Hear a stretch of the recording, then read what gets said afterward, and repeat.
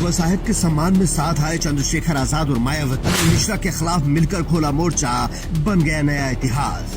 कोई नहीं कर पाया वो अनिल मिश्रा ने कर दिखाया। पूरा बहुजन समाज चाहता है कि चंद्रशेखर आजाद और बहन जी एक साथ आ जाएं। वो दोनों मिलकर एक बार फिर उत्तर प्रदेश और देश में बहुजनों की ताकत बनाएं, जिसके लिए कई बार चंद्रशेखर आजाद ने बहन जी की तरफ हाथ बढ़ाया, लेकिन कभी भी उन्हें सफलता नहीं मिली। टीवी स्टूडियो से बैठकर लाइव फोन लगाया, पर फिर भी उनकी बुआ जी से मुलाकात संभव नहीं हो सकी। यहाँ तक कि अब दोनों के समर्थक सोशल मीडिया पर खुलकर झगड़ने लगे हैं। लेकिन अनिल मिश्रा ने ऐसा कांड कर दिया कि दोनों को एक पेज पर आना पड़ा। इससे पहले भी जब आरक्षण पर आंच आई, तब भी इन दोनों ने मिलकर आवाज उठाई, लेकिन उसके बाद से रास्ता भटक गए थे।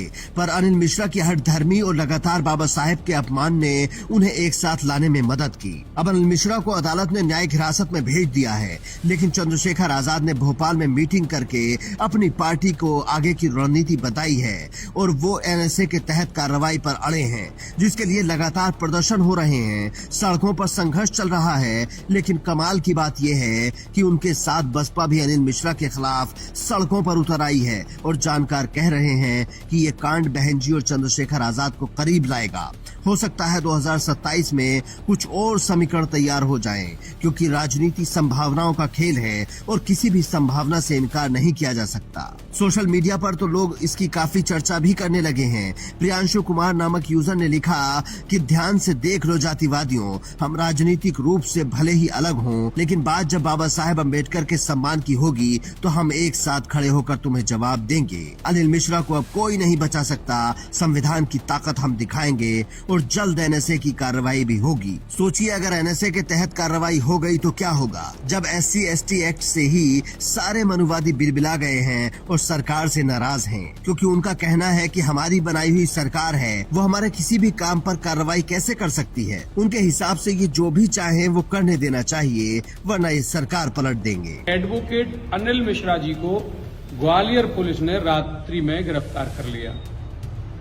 मैं मध्य प्रदेश प्रशासन से एवं मध्य प्रदेश मुख्यमंत्री मोहन यादव जी से कहना चाहता हूं कि तत्काल अनिल मिश्रा जी को रिलीज करें, अन्यथा मध्य प्रदेश में इतना बड़ा सवर्णों का भूचाल आएगा कि आप झेल नहीं पाएंगे और आपको इस सत्ता में कुर्सी को छोड़ना पड़ेगा। वैसे अगर बात सरकार बनाने और संख्या बल की ही है तो मध्य प्रदेश में दलित और आदिवासियों की संख्या मिलाकर 37% के आसपास है, जबकि ब्राह्मण करीब 10% है।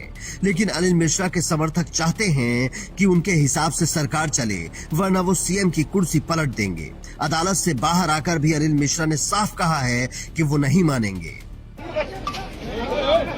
अरे भैया मीडिया वाले प्रशासन का अनैतिक सरकारी निर्णय दोगला रवैया अपनाया जा रहा है। एक तरफ कोई FIR नहीं होती और हम सनातनियों के खिलाफ FIR होती है। हमने जो किया दोबारा करेंगे, बार करेंगे।